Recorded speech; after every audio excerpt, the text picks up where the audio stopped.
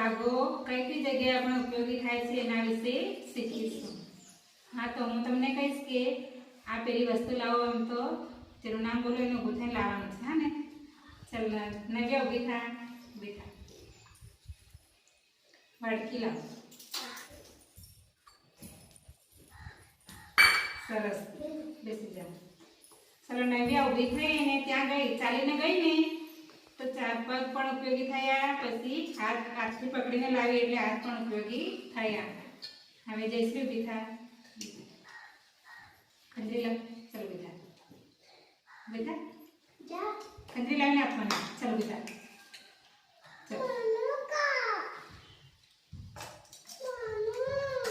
સરસ। જયશ્રી ઊભી થઈને ખંજરી લાવી એટલે એને પણ પગનો ઉપયોગ કર્યો, હાથનો ઉપયોગ કર્યો, સરસ।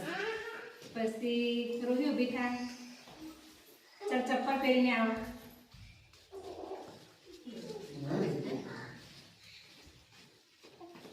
સરસ। ચલો રૂહી ગઈ, ચપ્પલ પહેર્યા અને ચાલીને આવી એટલે એને પણ પગનો ઉપયોગ કર્યો।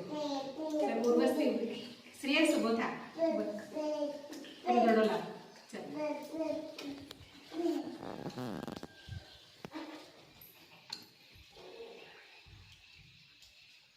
સરસ। શ્રેયસ પણ ઊભો થઈને ગયો, પછી હાથથી પકડીને દડો લાવ્યો।